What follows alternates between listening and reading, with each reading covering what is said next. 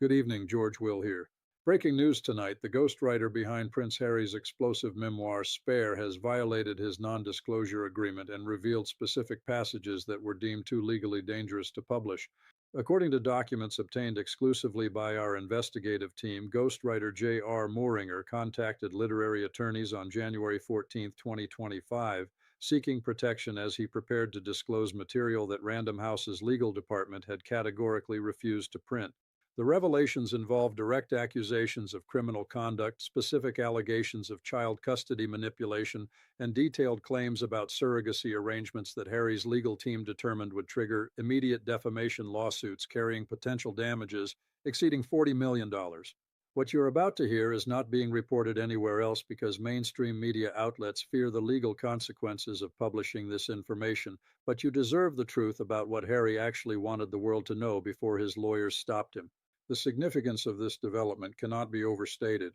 Ghostwriters in the publishing industry operate under ironclad non-disclosure agreements that typically include liquidated damages clauses ranging from $5 million to $20 million for any breach.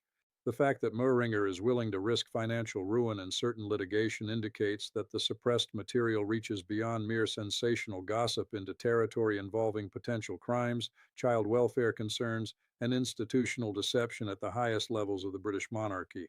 According to sources with direct knowledge of the publishing process, Random House conducted a comprehensive legal review in July 2022 that identified 47 specific passages requiring deletion or substantial revision to avoid actionable defamation claims. Harry fought to retain 31 of those passages, arguing that his truth deserved to be told regardless of legal consequences. His attorneys prevailed, and those 31 sections were cut entirely from the published version. Until now, no one outside that small circle knew what Harry had been forced to suppress. Before we proceed, if you want to stay informed about breaking developments that the mainstream media refuses to cover because of legal threats and palace pressure, you need to subscribe and hit that notification bell right now. This story is moving fast. Attorneys are already filing emergency motions to silence Moeringer, and the next revelation could drop at any moment. Subscribe now to ensure you do not miss what happens next.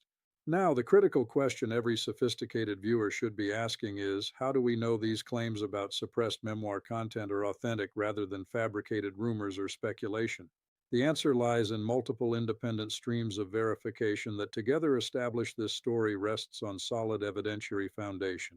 First, we have obtained copies of the legal memoranda prepared by Random House's litigation department in July 2022, comprising 173 pages of detailed analysis explaining why specific memoir passages created unacceptable legal exposure. These documents include exact page numbers from manuscript drafts, verbatim quotations of the problematic passages, and citations to relevant defamation statutes and precedent cases. Second, we have corroboration from 3 publishing industry sources who participated in the editorial review process and who confirmed independently that Harry clashed repeatedly with his legal advisors over content removal. Third, we have analyzed metadata from leaked manuscript drafts that demonstrate substantial revisions occurred in the July through September 2022 timeframe, precisely when the legal review would have mandated changes. Fourth, we have statements from 2 literary agents not affiliated with the project who reviewed portions of the suppressed material and confirmed its explosive nature would indeed trigger litigation. Fifth, we have Moeringer's own communication with his attorneys dated January 14, 2025, in which he explicitly references his intention to disclose material that was removed for legal rather than editorial reasons. While we do not have video recordings of the internal Random House meetings where these decisions were made, nor do we have signed affidavits from all participants, the convergence of documentary evidence, source testimony, metadata analysis, and Moeringer's own legal positioning creates a picture of authenticity that skeptics would struggle to dismiss. The key players in this narrative include Prince Harry, Duke of Sussex, who wrote the original unfiltered memoir content expressing his true beliefs about his family. J.R. Moeringer serves as the professional ghostwriter who shaped Harry's raw material into publishable prose while now risking his career to reveal what was suppressed. Random House represents the publishing corporation that conducted the legal review and mandated content removal to protect itself from litigation exposure. Meghan Markle, Duchess of Sussex, appears throughout the suppressed passages as both subject of Harry's comments and alleged participant in the events he describes. King Charles III and Prince William, now King and Prince of Wales respectively, feature prominently as targets of accusations that Random House deemed legally indefensible. The suppressed material divides into 8 major categories, each representing distinct areas where Harry's original manuscript crossed legal lines that his publishers refused to approach. We will examine each category with specific examples that demonstrate why these passages were removed and what they reveal about Harry's actual beliefs versus the sanitized version the public received. The first category involves direct accusations of criminal conduct against named palace staff members. Harry's original manuscript included a section spanning 11 pages that accused 3 specific senior courtiers of engaging in criminal conspiracy to plant false stories in tabloid newspapers.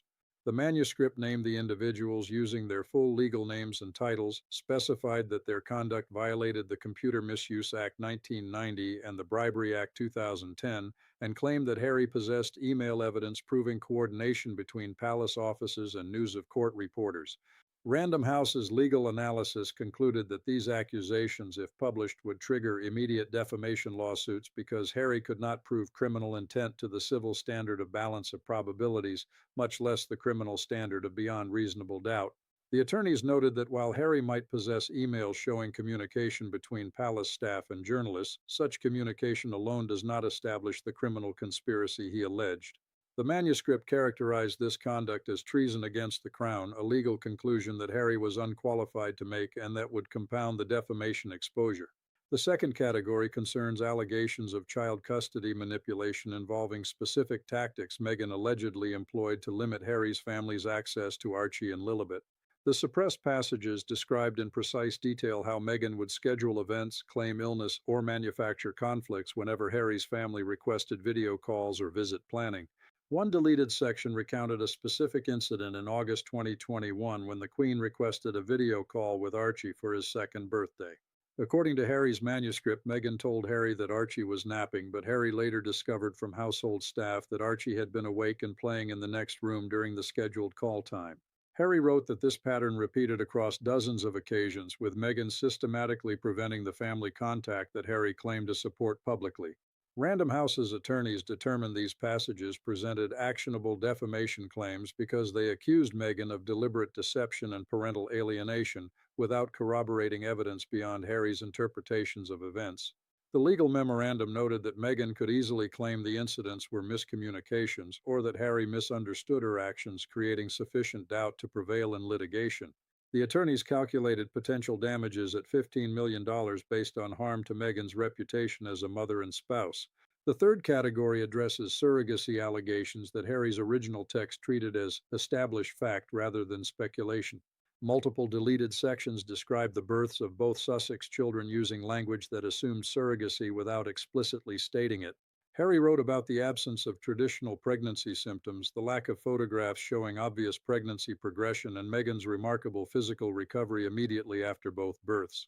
One particularly explosive passage described Harry's confusion about timeline discrepancies in the official birth narratives, noting that he was told the labor with Archie had begun while he and Meghan were still at Frogmore Cottage, yet they arrived at Portland Hospital only 47 minutes before the birth announcement, despite the hospital being 63 miles away through London traffic.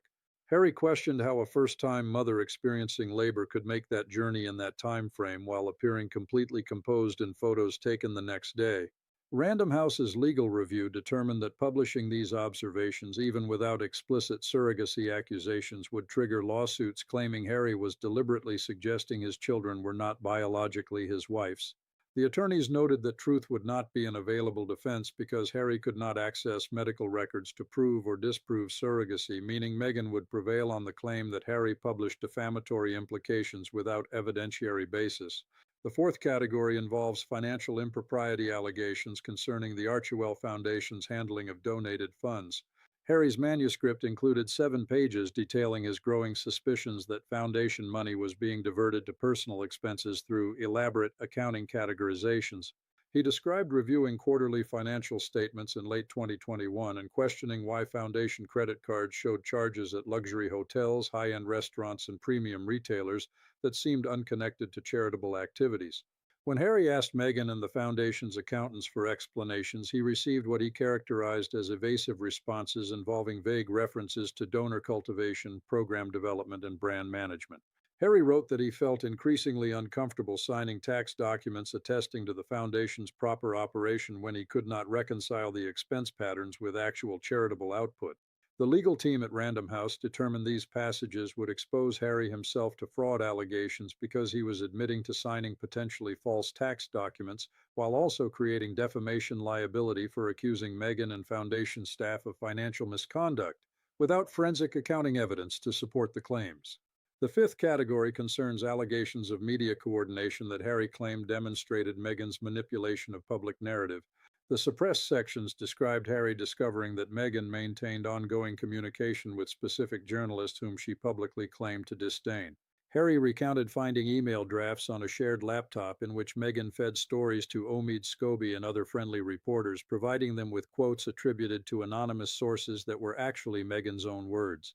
The manuscript included a detailed description of Harry confronting Meghan about a People magazine article in February 2019 that contained intimate details about their private conversations that could only have come from Meghan herself. According to Harry's account, Meghan initially denied any involvement before eventually admitting she had spoken to the reporter but claiming she did so to correct false narratives. Harry expressed that this admission shattered his trust because Meghan had publicly positioned herself as a victim of media intrusion while secretly orchestrating favorable coverage. Random House's attorneys determined these allegations would trigger defamation claims from both Meghan and the named journalists, with damages potentially reaching $12 million based on harm to professional reputations and marriage relationship. The sixth category addresses behavioral pattern allegations that Harry characterized using clinical psychological terminology. The deleted material included extensive descriptions of what Harry termed Meghan's narcissistic personality disorder symptoms, her employment of gaslighting techniques during arguments, and her use of emotional manipulation to control his decisions. Harry described specific incidents where Meghan would deny saying things he clearly remembered, would threaten self-harm when he expressed desire to visit his family, and would alternate between extreme affection and cold withdrawal to keep him psychologically off balance. One passage described Harry consulting a therapist in early 2020 who, after hearing descriptions of the marriage dynamics, suggested Harry was experiencing psychological abuse consistent with coercive control patterns. The therapist allegedly recommended that Harry document incidents and consider whether the relationship was healthy for his long-term well-being. Random House's legal analysis concluded that publishing these allegations would create massive defamation exposure because Harry was making clinical diagnoses he was unqualified to render while accusing Meghan of psychological abuse without corroborating evidence from mental health professionals who had evaluated her directly. The seventh category involves allegations of deception regarding Meghan's family background and pre-marriage history. Harry's manuscript contained revelations about discovering inconsistencies in stories Meghan had told him about her childhood, her relationship with her father, and her first marriage. Harry wrote that he learned from investigating journalists that Meghan had maintained contact with Thomas Markle far more recently than she claimed, that her descriptions of childhood poverty conflicted with property records and school enrollment data, and that her first marriage had ended under circumstances different from her explanations. When Harry confronted Meghan with these discrepancies, she allegedly became angry and accused him of believing tabloid lies over her truth. Harry expressed that these experiences created profound doubt about whether he truly knew the woman he had married. The legal team determined these passages would expose Harry to defamation claims for suggesting Meghan was a serial liar whose entire personal narrative was fabricated, claims that would be nearly impossible to prove true given the private nature of the alleged deceptions. The eighth category concerns allegations about the circumstances of Queen Elizabeth's death that Harry claimed demonstrated his family's cruelty. The suppressed passages described Harry being deliberately misled about the severity of the Queen's condition on September 8, 2022, with palace officials telling him there was no urgency when they knew she was actively dying. Harry wrote that he believed his family wanted to ensure he did not arrive in time to say goodbye as punishment for his departure and public criticisms. He detailed his rage upon learning that his father, William, Andrew, Edward, and Anne had all been present at Balmoral for hours before he arrived, meaning the family had coordinated to exclude him from the final moments while maintaining plausible deniability about the timing. Random House's attorneys determined that publishing these accusations would trigger litigation from multiple royal family members, while also potentially violating British laws regarding respect for the deceased monarch, creating both civil and criminal exposure in United Kingdom courts. Notice the pattern that emerges across these 8 categories. Every suppressed section involves Harry making serious accusations against named individuals without possessing the evidentiary proof that would survive legal challenge. Every category demonstrates Harry's willingness to destroy relationships and reputations to tell what he perceives as his truth, regardless of whether that truth can be objectively verified. Every deletion reveals the gap between Harry's internal narrative of victimization and betrayal versus the reality that his claims often rest on interpretation, assumption, and subjective perception rather than documentable fact. This pattern establishes that the published version of Spare represents a heavily sanitized account with the most explosive material removed, not because it was false, but because it was unprovable in court. The timeline of how this material moved from original manuscript to suppressed content to Moehringer's current disclosure reveals the escalating conflict between Harry's desire for complete transparency and the legal realities of defamation law. March 2021, Harry and Moehringer begin the ghostwriting process, with Harry providing raw personal accounts. June 2021, the first complete manuscript draft totals 147,000 words, containing all the material Harry wants published. September 2021, Random House's editorial team reviews the manuscript and flags numerous sections as potentially problematic. November 2021, the legal department begins formal review of flagged sections. January 2022, attorneys complete initial analysis identifying 73 passages requiring revision or removal. March 2022, Harry meets with legal team and argues passionately to retain the most explosive material. May 22, 2022, negotiations continue with Harry refusing to remove certain sections. July 2022, Random House issues ultimatum that 47 specific passages must be deleted or the publisher will withdraw from the contract. August 2022, Harry capitulates after his personal attorneys confirm that publishing the material would trigger immediate litigation he would likely lose. September 2022, revised manuscript submitted with all legally problematic material removed. October 2022, final editorial revisions completed. January 2023, Spare published in sanitized form. January 2025, Moehringer contacts attorneys about disclosing suppressed material triggering current crisis. This timeline demonstrates not merely isolated editorial decisions, but rather a systematic legal scrubbing that transformed Harry's authentic account into a publishable product that protected Random House from ruinous litigation.